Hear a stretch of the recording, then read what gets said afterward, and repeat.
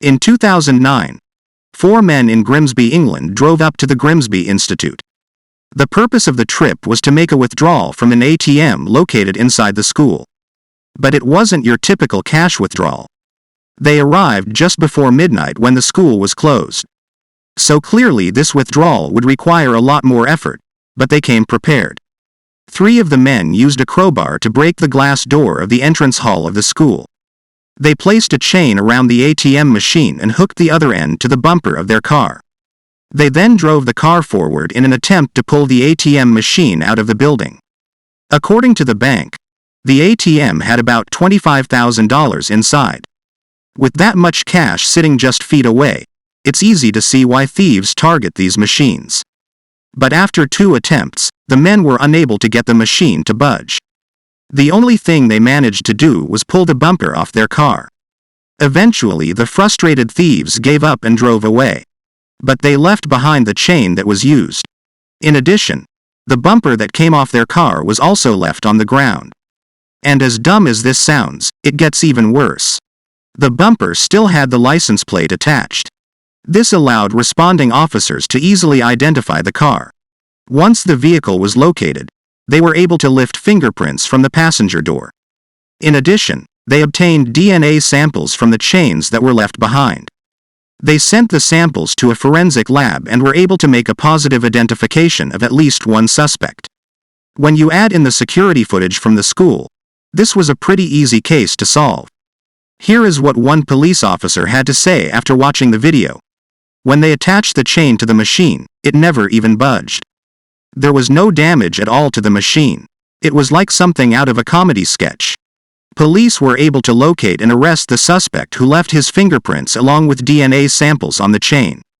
They said he wasn't the driver, nor was he the ringleader of the group. However, unlike his friends, he was not wearing gloves. In addition, when they saw the video footage, his face was not covered. Thus, he left plenty of evidence behind.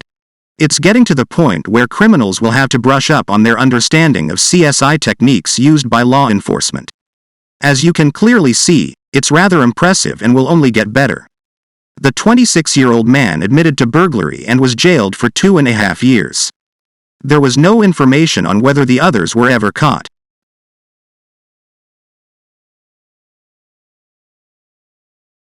In 2005, a branch of the Halifax Bank in Britain was conducting an unannounced audit when an auditor noticed something odd. Inside a safe, he found 3 empty boxes taped together.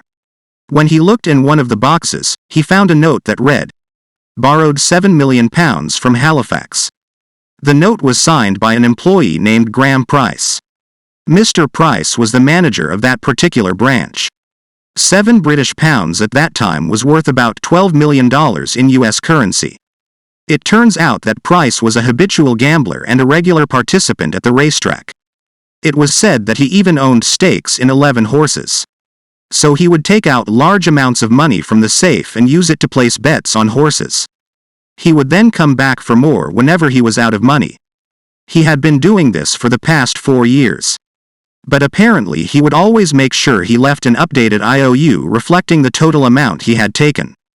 $12 million is an enormous amount of money to steal and then lose in gambling.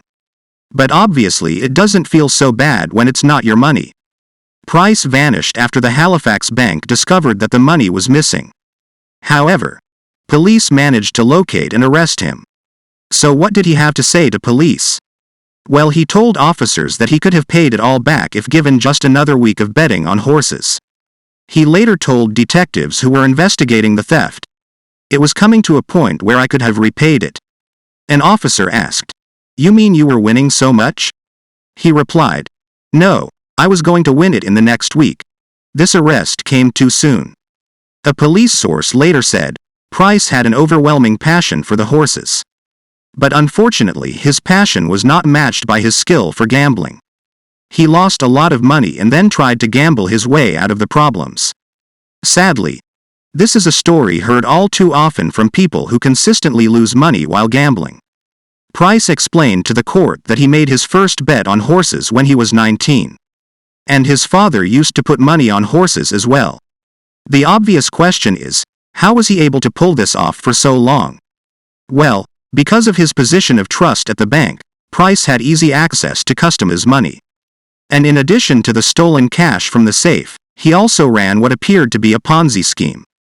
Thus, he was able to milk investors out of even more money. Dozens of people lost everything from inheritances to endowments. Once Price was arrested, the bank branch was closed down.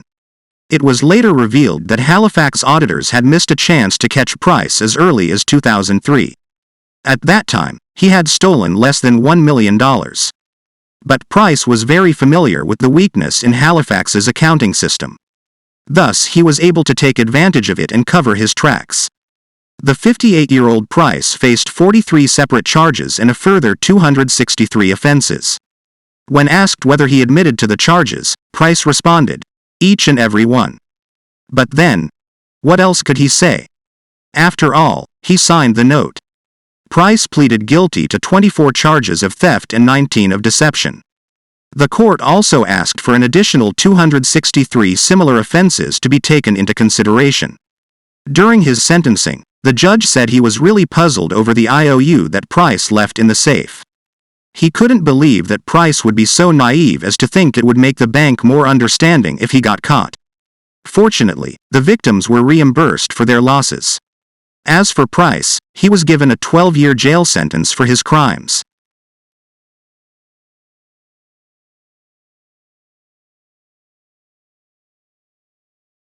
In 2023, an Ohio family had gone away on vacation. Upon their return, they saw signs that their home had been burglarized. The intruder had thrown a rock through the front window and was able to gain entry.